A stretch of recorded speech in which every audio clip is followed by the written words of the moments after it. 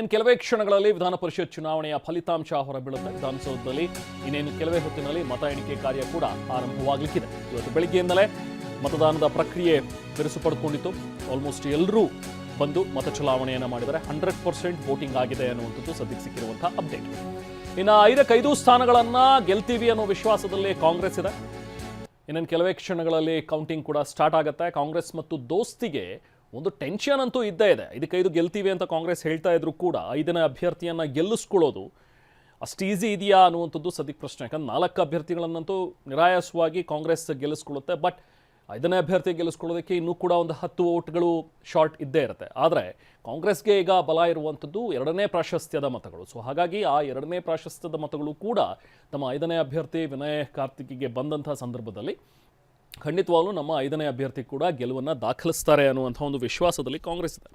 ಮತ್ತೊಂದು ಕಡೆ ಈಗ JDS BJP ದೋಸ್ತಿ ಈಗ NDA ಮತ್ತೊಬ್ಬ ಅಭ್ಯರ್ಥಿಯನ್ನು ಏನು ಗೋವಿಂದರಾಜು ಅವರನ್ನ ಕಣಕ್ಕಿಳಿಸಿದ್ದಾರೆ. ಇನ್ನು ಮತದಾನ ಪ್ರಕ್ರಿಯೆ ಪೂರ್ಣವಾಗಿದೆ. ವಿಧಾನ ಪರಿಷತ್ ಚುನಾವಣೆ ಮತದಾನ ಪ್ರಕ್ರಿಯೆ ಈಗ ಸದ್ಯಕ್ಕೆ ಪೂರ್ಣವಾಗಿದೆ. ಮತಪಟ್ಟಿಗೆಯನ್ನು ಸೀಲ್ ಮಾಡಿದ್ದಾರೆ.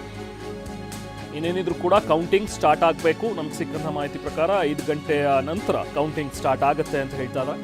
ಇನ್ನೇನು ಕೆಲವೇ ಹೊತ್ತಿನಲ್ಲಿ ಮತ ಎಣಿಕೆ ಕಾರ್ಯ ಆರಂಭವಾಗುತ್ತೆ. ಬ್ಯಾಲೆಟ್ ಬಾಕ್ಸ್ ಯೂಸ್ ಮಾಡಿದ್ದಾರೆ. ಸೊ ಹಾಗಾಗಿ ಈಗ ಇದ್ದಂಥವ್ರು 222 ಜನ ಶಾಸಕರಲ್ಲಿ ಆಲ್ಮೋಸ್ಟ್ ಎಲ್ಲರೂ ಕೂಡ ಈಗ 100% ವೋಟಿಂಗ್ ಆಗಿದೆ ಅಂತ ಹೇಳ್ತಾ ಇದ್ದಾರೆ. ಆ ಕೌಂಟಿಂಗ್ ಆದಷ್ಟು ಬೇಗ ಆಗಬಹುದು ಅನ್ನುವಂಥ ಒಂದು ಲೆಕ್ಕಾಚಾರ. ಬಟ್ 1ನೇ ಪ್ರಾಶಸ್ತ್ಯ 2ನೇ ಪ್ರಾಶಸ್ತ್ಯ ಅನ್ನುವಂಥದ್ದು ಕೂಡ ಚೆಕ್ ಮಾಡ್ತಾ ಇದ್ದಂಥ ಸಂದರ್ಭದಲ್ಲಿ ಸ್ವಲ್ಪ ಡಿಲೇ ಆಗಲೂಬಹುದು ಅಂಥೇಳಿ ಈಗ ಸದ್ಯಕ್ಕೆ ಹೇಳಲಾಗ್ತಾ ಇದೆ. ಬಟ್ ಇನ್ನೇನು ಕೆಲವೇ ಹೊತ್ತಿನಲ್ಲಂತೂ ರಿಸಲ್ಟ್ ಗೊತ್ತಾಗತ್ತೆ.